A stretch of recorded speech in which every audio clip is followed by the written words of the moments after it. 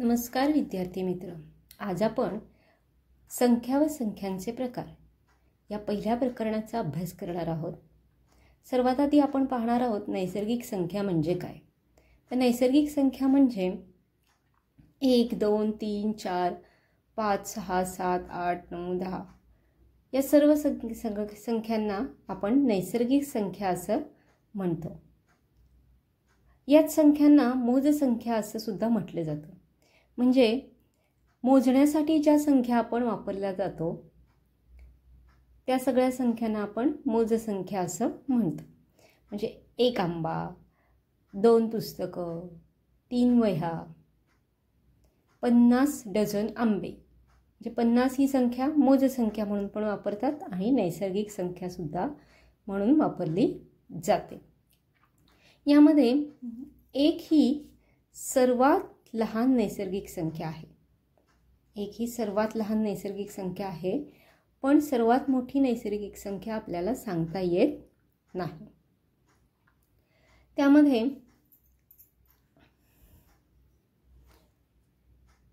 नैसर्गिक संख्या या असंख्य, अनंत, अमर्यादित असतात.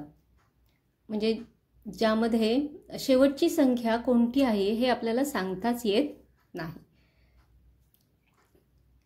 1 1 1 1 1 1 1 1 असं कितीही वेळा आपण 1 लिहिले तरी ती संख्या आपली नैसर्गिक संख्या होऊ शकते. त्यामुळे अशी कोणती मोठी संख्या आहे हे आपल्याला सांगता येणार नाही. त्यामुळे लक्षात ठेवताना काय लक्षात ठेवायचं, सर्वात लहान नैसर्गिक संख्या 1 आहे आणि सर्वात मोठी नैसर्गिक संख्या सांगता येत नाही. नैसर्गिक संख्या कशा असतात? अनंत असतात, अमर्यादित असतात, अगणित असतात, असंख्य असतात. काही शब्द येऊ शकतो, असंख्य असतात. त्यानंतर आपण पाहणार आहोत पूर्ण संख्या. पूर्ण संख्या म्हणजे नैसर्गिक संख्या 1 2 3 4 5 6 ... नैसर्गिक संख्या तर त्यामध्ये असतातच, पण ॲडिशनल 0 असतो, म्हणजे जास्तीचा 0 असतो. म्हणजे पूर्ण संख्या या 0 1 2 3 4 5 6 अशा असंख्य असतात. यासुद्धा असंख्य, अमर्यादित, अगणित अशा असतात. जशी सर्वात लहान नैसर्गिक संख्या 1 असते, तशी सर्वात लहान पूर्ण संख्या ही 0 असते. तशी नैसर्गिक संख्या आपल्याला सर्वात मोठी नैसर्गिक संख्या ही सांगता येत नाही, तशीच सर्वात मोठी पूर्ण संख्या सुद्धा आपल्याला सांगता येत नाही. तर लक्षात कसं ठेवायचं, नैसर्गिक संख्या 1 ने सुरुवात होते आणि पूर्ण संख्या ही 0 ने सुरुवात होते. नैसर्गिक संख्या 1 ने आणि पूर्ण संख्या 0 पासून सुरुवात होते. सर्वात लहान पूर्ण संख्या 0 आणि सर्वात मोठी पूर्ण संख्या आपल्याला सांगता येत नाही. सर्वात लहान नैसर्गिक संख्या 1 असते, हे लक्षात ठेवा. पुढचा आपला पॉईंट आहे पूर्णांक संख्या. 0 तर 1 2 3 4 5 ...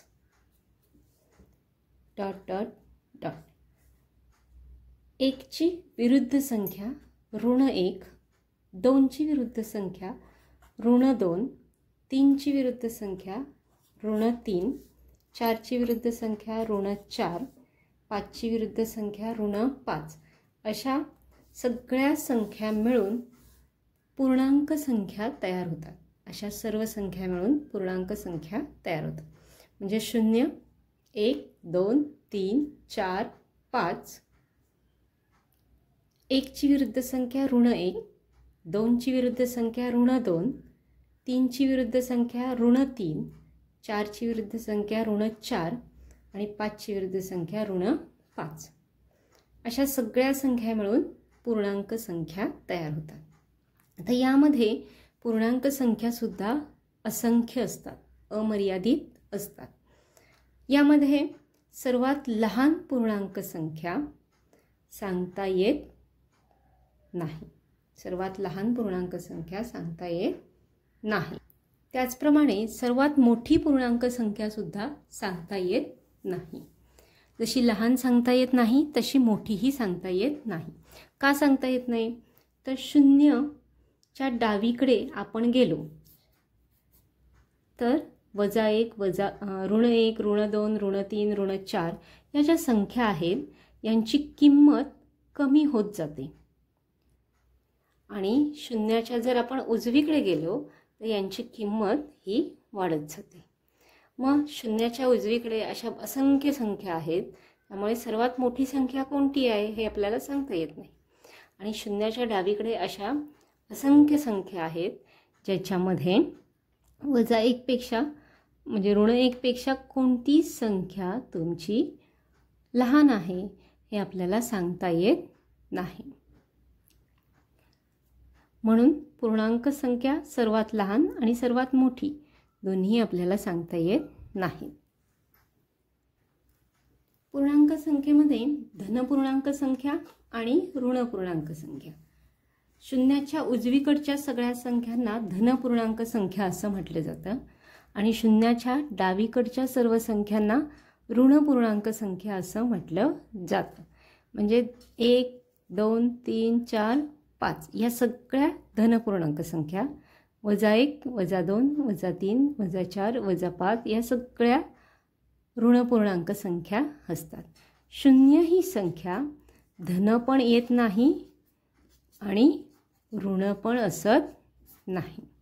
शून्याला कोणतंही चिन्ह असणार नाही, म्हणजे असत नाही. शून्य हा चिन्हविरहित असतो, त्याला चिन्ह असत नाही. म्हणजे धन पण चिन्ह नसतं आणि ऋण पण चिन्ह नसतं. त्यामुळे शून्य हा धनपूर्णांक पण येत नाही आणि ऋणपूर्णांक पण येत नाही. तो फक्त पूर्णांक संख्या येतो. पुढचा पॉईंट आहे समसंख्या. समसंख्या कशाला म्हटलं जातं? तर ज्या संख्येला 2ने पूर्ण भाग जातो त्या संख्येला समसंख्या म्हणतात. म्हणजे 2च्या पाड्यात जेवढ्या सगळ्या संख्या येतात त्या सगळ्या संख्या समसंख्या असतातच. पण तेवढ्याच संख्या असतात का? तर नाही. ज्या संख्येच्या एकक स्थानी, म्हणजे आता ही मी 34 ही संख्या लिहिली तर तिच्या एकक स्थानी 0, 2, 4, 6, 8 यापैकी कोणतीही संख्या आली तरी ती संख्या तुमची समसंख्या असते. म्हणजे उदाहरणार्थ 32 हीच आपण संख्या घेतली तर ती समसंख्या आहे. 38 ही संख्या घेतली तर ती सुद्धा समसंख्या आहे, कारण तिच्या एकक स्थानी 2 येतं आणि इथे 8 येतात. त्यामुळे या दोन्ही तुमच्या समसंख्या असणार आहेत. 26 ही संख्या घेतली तर तिच्या एकक स्थानी 6 येतो, म्हणजे ही सुद्धा समसंख्या असणार आहे. 260 आपण लिहिली तर तिच्याही एकक स्थानी 0 आहे, म्हणजे ही सुद्धा समसंख्या असणार आहे.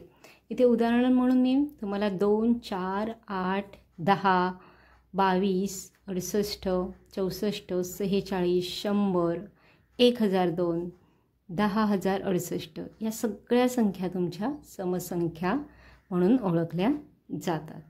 लक्षात ठेवताना काय लक्षात ठेवणार आपण? ज्या संख्येला 2ने पूर्ण भाग जातो त्या संख्येला समसंख्या म्हणतात.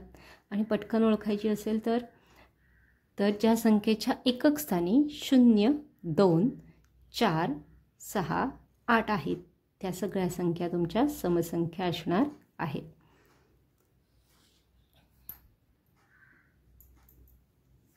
त्या पुढचा पॉईंट आहे विषमसंख्या. आता ज्या समसंख्या नाही आहेत त्या सगळ्या विषमसंख्या. म्हणजे ज्या संख्यांना 2ने पूर्ण भाग जात नाही त्या संख्या विषमसंख्या असतात. म्हणजे विषमसंख्यांच्या एकक स्थानी 1, 3, 5, 7 आणि 9 या संख्या येतात. म्हणजे उदाहरणार्थ आपण असं म्हटलं की मी 115 ही संख्या घेतली तर हिच्या एकक स्थानी आपली 5 ही संख्या येते, त्यामुळे ही विषमसंख्या आहे. 1, 1, 3, 1113 ही आपण संख्या घेतली, हिच्या एकक स्थानी 3 ही संख्या येते, त्यामुळे ही तुमची विषम संख्या असणार आहे. 79 हिच्या एकक स्थानी 9 येतो, त्यामुळे ही पण तुमची विषम संख्या असणार आहे. मग लक्षात ठेवताना काय लक्षात ठेवणार? ज्या संख्येला 2ने भाग जात नाही ती संख्या विषम संख्या, आणि दुसरं ज्या संख्येच्या एकक स्थानी 1, 3, 5, 7, 9 येतात त्या सर्व संख्यांना आपण विषम संख्या असं म्हणणार आहोत. समसंख्या म्हणजे 2ने पूर्ण भाग जातो आणि विषम संख्या म्हणजे 2ने पूर्ण भाग जात नाही. समसंख्येच्या एकक स्थानी 0, 2, 4, 6, 8 हे अंक येतात आणि विषम संख्येच्या एकक स्थानी 1, 3, 5, 7, 9 हे अंक येतात.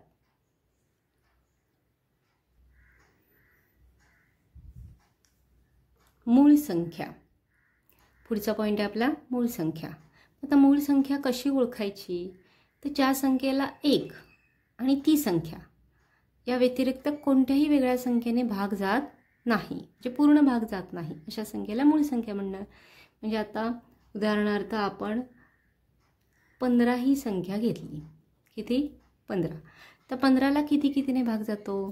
तर 1ने जातो, 3ने जातो, 5ने जातो, 15ने पण जातो. म्हणजे 1ने जातो, 3ने जातो, 5ने जातो, 15ने जातो. या सर्व संख्यांनी 15ला भाग जातो. आपण 7 ही संख्या घेतली तर 7ला 1ने भाग जातो आणि 7ने भाग जातो. आपण 8 ही संख्या घेतली, 8ला किती जणांनी भाग जातो? 1ने जातो, 2ने जातो, 4ने जातो आणि 8ने जातो. आपण अजून एक संख्या घेऊया, 12 घेतली. 12ला कितीने जातो? 1ने जातो, 3ने जातो, 2ने जातो, 4ने जातो, 6ने जातो, 12ने जातो. या एवढ्या सगळ्या संख्यांनी 12ला भाग जातो. आपण काय म्हणतोय?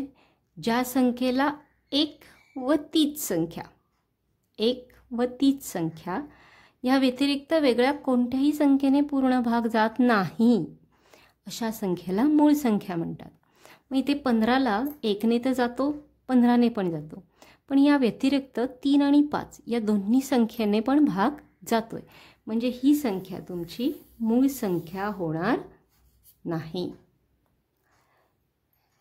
इथे 8ला बघा, 1ने भाग जातोय, 8ने पण भाग जातोय, म्हणजे 1 आणि 30 संख्या. पण त्या व्यतिरिक्त 2 आणि 4 या दोन संख्यांनी पण भाग जातोय, त्यामुळे 8 ही पण तुमची मूळ संख्या होणार नाही. 12ला तर खूप संख्येने भाग जातोय, म्हणजे 1ने तर जातोच आहे, पण 12ने पण जातोय. पण 3, 2, 4, 6 या सगळ्या अजून संख्यांनी भाग जातोय, म्हणजे 12 ही पण तुमची मूळ संख्या होणार नाही. फक्त 7 ही अशी एकच संख्या आहे जिला 1 आणि तीच संख्या म्हणजे 7ने भाग जातोय, म्हणून या संख्येला आपण मूळ संख्या म्हणणार आहोत. मग अशा कोणत्या कोणत्या मूळ संख्या येतात? तर 2, 3, 5, 7, 11, 13, 17, 19 ह्या अशा खूप साऱ्या मूळ संख्या येतात. आता यामध्ये 2 ही अशी एक संख्या आहे जी सम पण आहे आणि मूळ पण आहे, म्हणून हिला सममूळ संख्या असं म्हटलं जातं. म्हणून 2ला काय म्हटलं जातं? सममूळ संख्या. आणि 2 ही सर्वात लहान मूळ संख्या आहे, सर्वात लहान मूळ संख्या. 2 ही सर्वात लहान मूळ संख्या आहे. अजून एक गोष्ट सांगायची म्हणजे 1 ही मूळ संख्या पण नाही आणि संयुक्त संख्या पण नाही.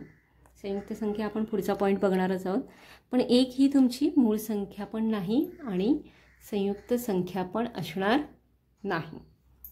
सर्वात लहान सममूळ संख्या, सर्वात लहान मूळ संख्या 2 आहे, पण ती सम असल्यामुळे तिला आपण सममूळ संख्या असं म्हणणार आहोत. सर्वात लहान सममूळ संख्या 2 ही असणार आहे. मग अशा कोणत्या कोणत्या मूळ संख्या आहेत तुम्ही वहीत लिहून घ्यायच्या.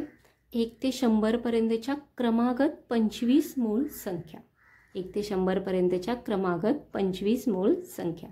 मग 1 ते 10 मध्ये कोणत्या कोणत्या येतात तर 2, 3, 5 आणि 7 या 1 ते 10 मध्ये येणाऱ्या मूळ संख्या. 11 ते 20 मध्ये 11, 13, 17 आणि 19. 11 ते 20 मध्ये येतात 11, 13, 17 आणि 19. 21 ते 30 मध्ये फक्त 2च येतात 23 आणि 29.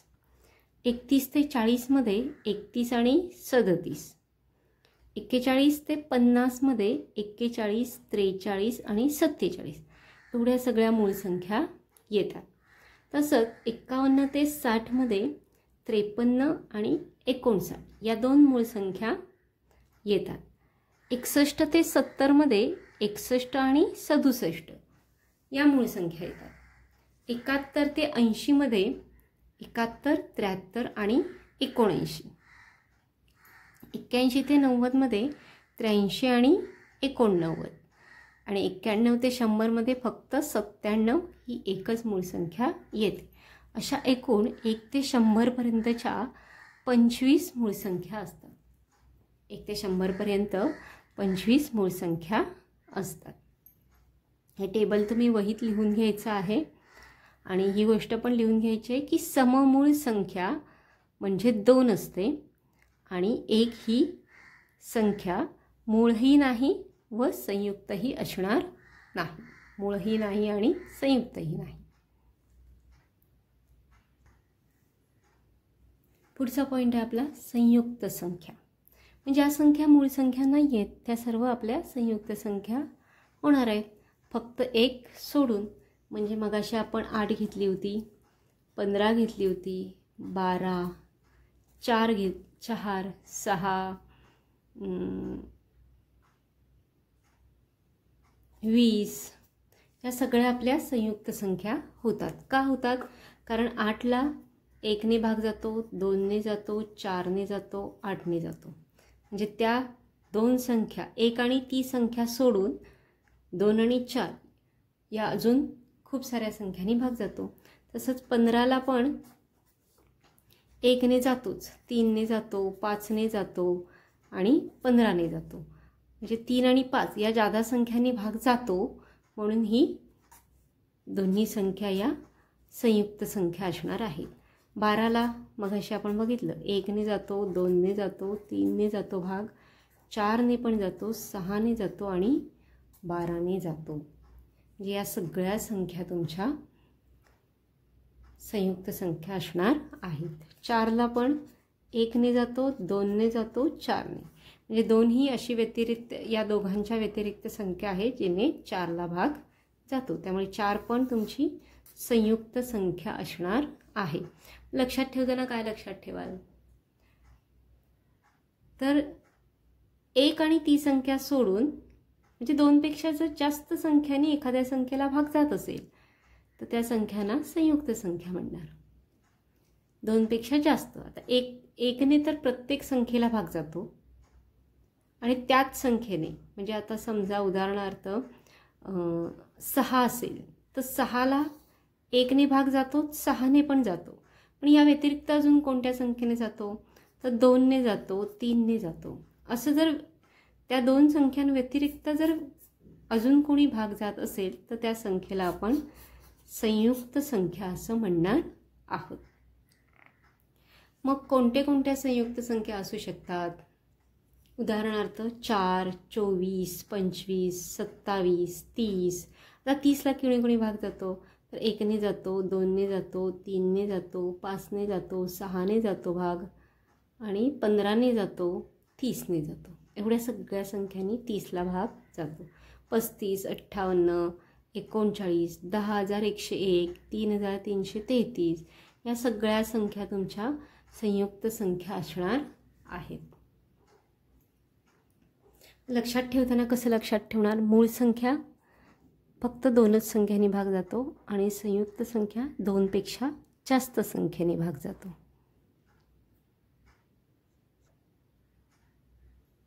पुढचा पॉईंट आहे आपला जोडमूळ संख्या. ज्या 2 मूळ संख्यांच्या मध्ये केवळ एकच संयुक्त संख्या असते अशा मूळ संख्यांच्या जोडीला जोडमूळ संख्या म्हणतात. आता एकच संयुक्त संख्या असते 2 मूळ संख्यांच्या मध्ये म्हणजे नेमकं काय, तर आपण एक जोडी घेऊया. 3, 4 आणि 5. यामध्ये 3 ही तुमची मूळ संख्या आहे, 5 ही पण तुमची मूळ संख्या आहे आणि 4 ही तुमची संयुक्त संख्या झाली. कोणती संख्या झाली? संयुक्त संख्या. 3 ही मूळ संख्या, 5 ही पण मूळ संख्या आणि 4 मात्र तुमची संयुक्त संख्या तयार झाली. मग आपण अशी जोडी मिळवायची, क्रमाने येणाऱ्या 2 मूळ संख्या आणि त्याच्यामध्ये असलेली संयुक्त संख्या, असं असेल तर 3 आणि 5 या जोडीला जोडमूळ संख्या असं म्हटलं जातं. या जोडीला जोडमूळ संख्या असं म्हटलं जातं. अजून कोणती आहे?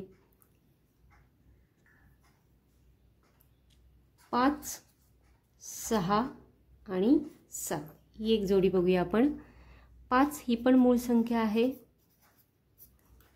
7 ही पण मूळ संख्या आहे आणि 6 मात्र संयुक्त संख्या आहे. म्हणजे 6 ही मधली संयुक्त संख्या असेल तर 5 आणि 7च्या जोडीला आपण जोडमूळ संख्या म्हणणार आहोत.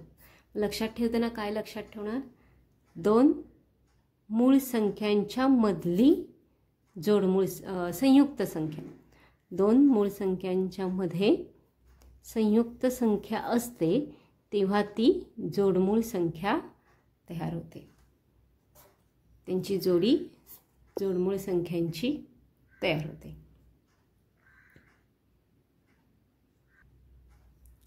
मग 1 ते 100 पर्यंतच्या 8 जोडमूळ जोड्या असतात.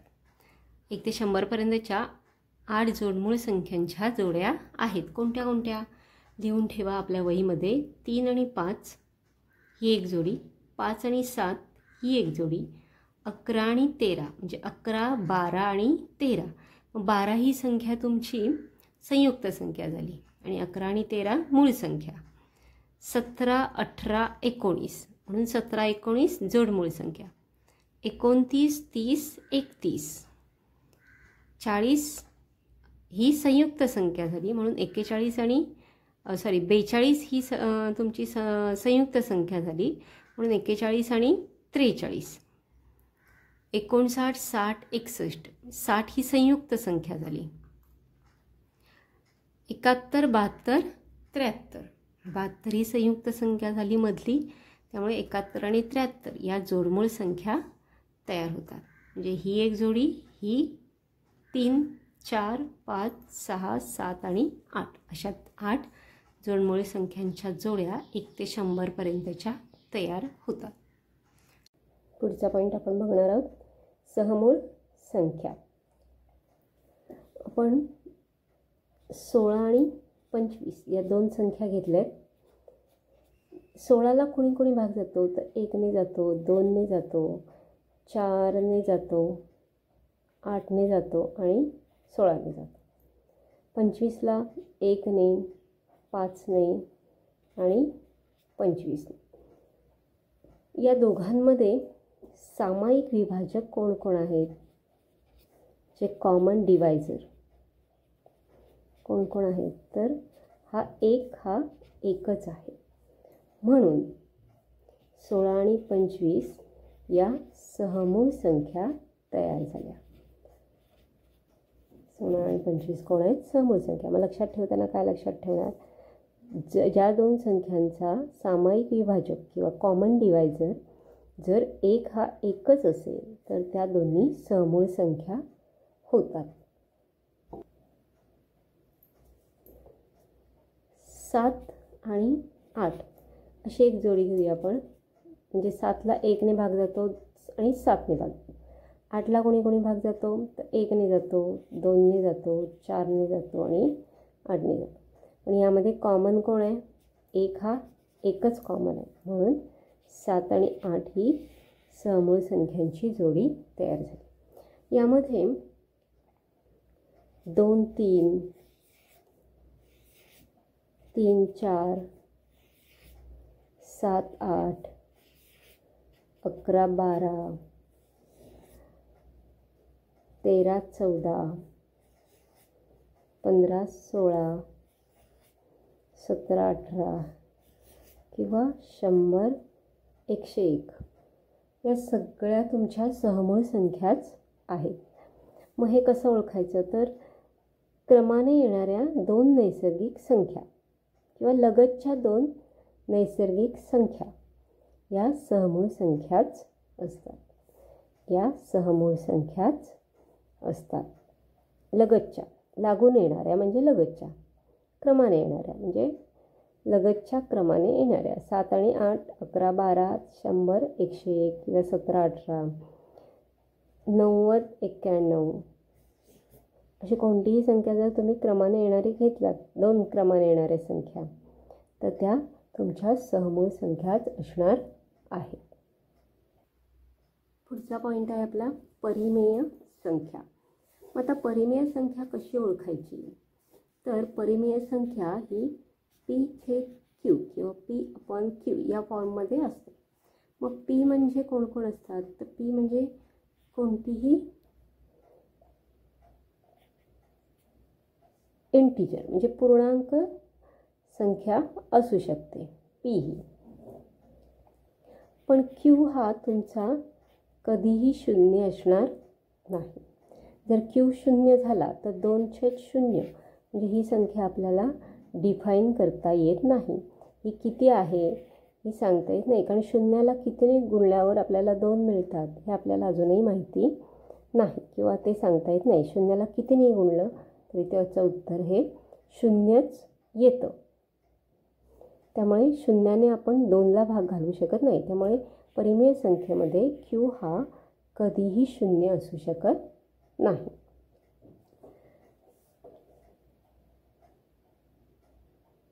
1/2, 3/4 किंवा -4/5, 7/9 -8/3 या सगळ्या परिमेय संख्या आहेत. किंवा 1 2 3 4 -5 -6 -3 या सगळ्या परिमेय संख्या आहेत. 0 पण परिमेय संख्याच आहे.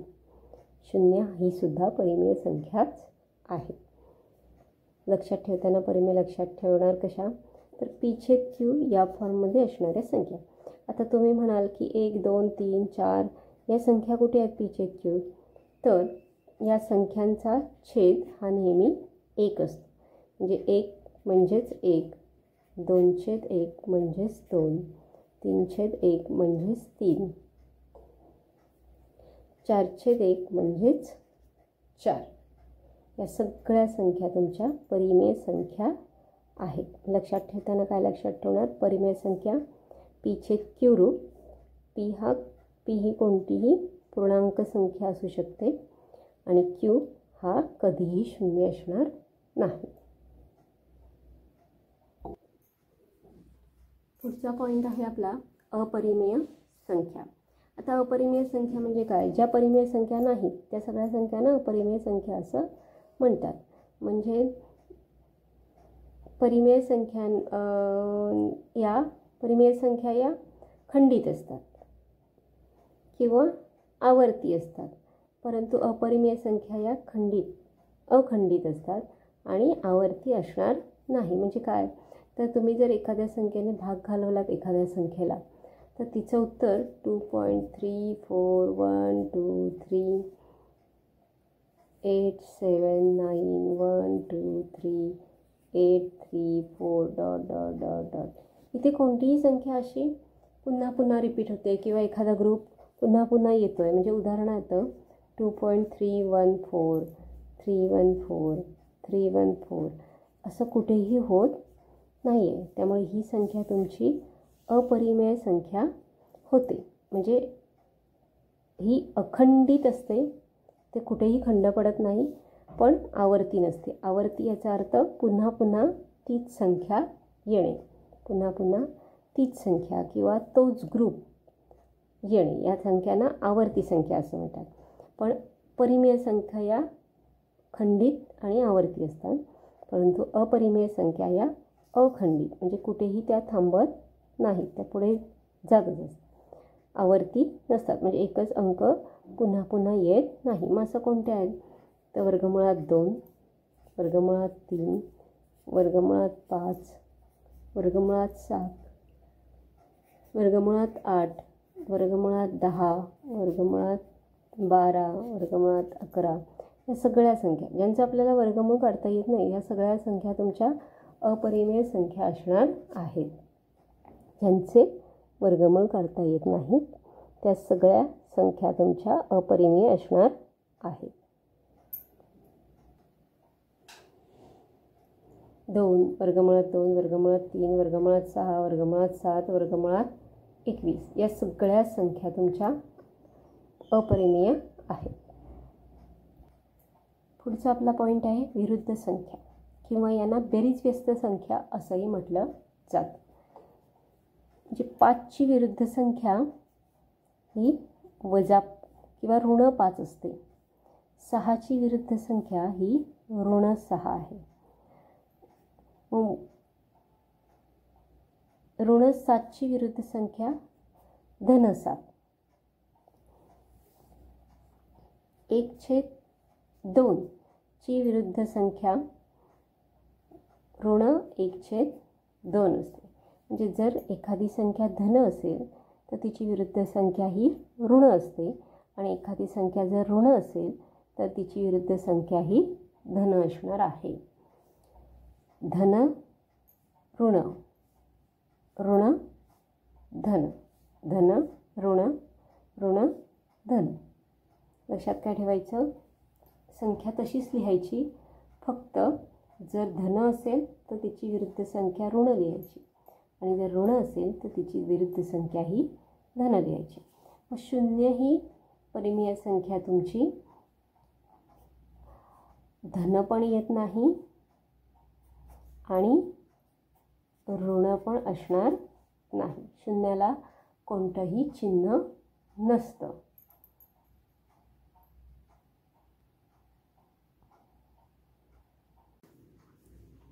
पुढचा पॉईंट आहे आपला गुणाकार व्यस्त संख्या. ज्या 2 परिमेय संख्यांचा गुणाकार 1 येतो त्या संख्यांना एकमेकींच्या गुणाकार व्यस्त संख्या म्हणतात. म्हणजे तर 2 ही आपण एक संख्या घेतली, तर 2ला जर 1/2ने गुणलं तर दोघांचा गुणाकार 2 गुणिले 1 2/2, म्हणजे यांचा गुणाकार हा 1 येतो. तसंच 5 गुणिले 1/5 असं आपण घेतलं तर 5 गुणिले 1 5/5 बरोबर 1. म्हणजेच 5ची गुणाकार व्यस्त संख्या 1/5 असणार आहे. 2ची गुणाकार व्यस्त संख्या 1/2 असणार आहे. तसंच 1/2ची गुणाकार व्यस्त संख्या ही 2 असणार आहे. 1/2ची 2, 1/4ची गुणाकार व्यस्त संख्या ही 4 असणार आहे. म्हणजे उलटून संख्या लिहायची, म्हणजे 5 1/5, 5/1 अशी संख्या असते ती आपण 1/5 लिहितो, म्हणजे त्याची ती उलटून गुणाकार व्यस्त संख्या झाली. 1/5ची गुणाकार व्यस्त संख्या 5 वरती घ्यायचे, म्हणजे 5 ही गुणाकार व्यस्त संख्या झाली. 5ची गुणाकार व्यस्त संख्या 1/5, 1/2ची गुणाकार व्यस्त संख्या 2 असणार आहे. गुणाकार व्यस्त आणि बेरीज व्यस्त यामध्ये काय फरक आहे? बेरीज व्यस्तामध्ये चिन्हांचा फरक असतो आणि गुणाकार व्यस्तमध्ये छेदाचा फरक असतो. म्हणजेच काय तर गुणाकार व्यस्त आणि बेरीज व्यस्त. पहिल्यांदा आपण बेरीज व्यस्त बघूया आणि गुणाकार व्यस्त, दोघांमधला फरक लक्षात ठेवा. 1ची बेरीज व्यस्त संख्या ऋण 1, 2ची गुणाकार व्यस्त संख्या 1/2, 3ची बेरीज व्यस्त संख्या ऋण 3, 3ची गुणाकार व्यस्त संख्या 1/3, 50ची बेरीज व्यस्त संख्या ऋण 50, 50ची गुणाकार व्यस्त संख्या 1/50, 1/4ची बेरीज व्यस्त संख्या ऋण 1/4 आणि 1/4ची गुणाकार व्यस्त संख्या ही 4 असणार आहे. लक्षात ठेवा काय फरक आहे तो. पुढचा पॉइंट आहे केवल मूल्य. धन अथवा ऋण परिमेय संख्यांचे केवल मूल्य ही धन परिमेय संख्याच असते. धन किंवा ऋण परिमेय म्हणजे जर आपण केवल मूल्य म्हणजे 2 उभ्या रेषा आणि त्यामध्ये असणारी एखादी संख्या, वजा ऋण 2, केवल मूल्यामध्ये ऋण 2 असणाऱ्या केवळ संख्येचे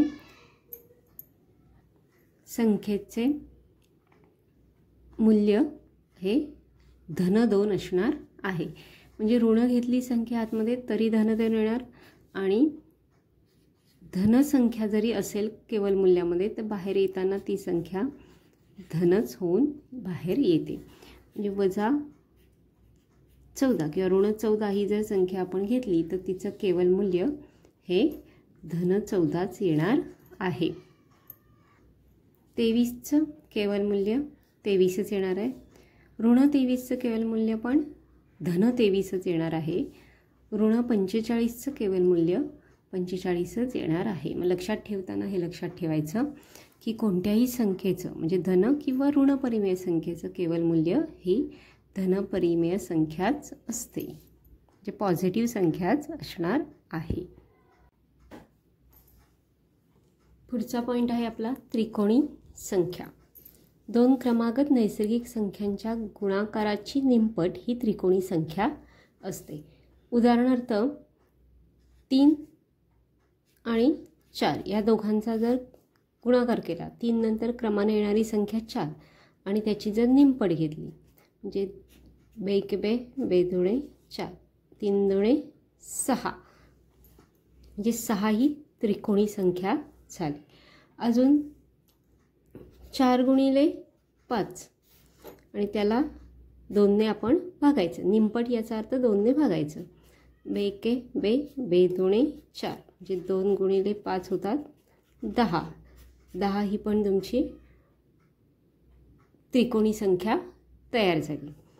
त्यानंतर 4 × 4 झालेली आहे. 5 × 6 ही घेतलात आपण, त्याला 2 ने भागलं. 2 × 2 2 त्रिक 6 5 त्रिक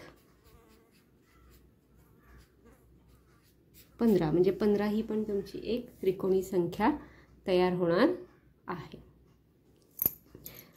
2 क्रमाने येणाऱ्या संख्यांच्या नैसर्गिक संख्यांच्या गुणाकाराची निमपट ही त्रिकोणी संख्या असते. 6 10 आणि 15 या सगळ्या त्रिकोणी संख्या आहोत. जास्तीची माहिती आपण ज्यावेळी प्रश्न सोडवू त्रिकोणी संख्यांचे त्यावेळी पाहणार आहोतच. वास्तव संख्या पुढचा पॉइंट आहे आपला वास्तव संख्या. परिमेय संख्या व अपरिमेय संख्या मिळून जो संख्या समूह तयार होतो त्याला वास्तव संख्या म्हणतात. म्हणजे प्रत्येक परिमेय संख्या ही तुमची वास्तव संख्या असणार आहे. प्रत्येक अपरिमेय संख्या ही तुमची वास्तव संख्या असणार आहे. म्हणजेच 0 1 2 3 त्याशिवाय 1/2 ऋण 3/4 वर्गमुळात 5 वर्गमुळात 7 वर्गमुळात 8 3 30 40 वजा ऋण 1000 किंवा ऋण 10,000 3/4 या सगळ्या तुमच्या वास्तव संख्या असणार आहेत. परिमेय आणि अपरिमेय संख्या या सगळ्यांना आपण वास्तव संख्या म्हणणार आहोत. प्रत्येक परिमेय संख्या ही वास्तव संख्या असणार आहे आणि प्रत्येक अपरिमेय संख्या ही सुद्धा वास्तव संख्याच असणार आहे. आपण संख्या व संख्यांचे प्रकार यामधला पहिला टॉपिक पाहिलेला आहे. त्यावरचे प्रश्न आपण दुसऱ्या व्हिडिओमध्ये पाहणार आहोत. संख्या व संख्यांचे प्रकार संपूर्ण व्हिडिओ पहा. सर्व संख्यांचे प्रकार जे आहेत ते अभ्यासा. ते अभ्यासले की मग त्यावरचे प्रश्न सोडवणं तुम्हाला सोयीस्कर होतील.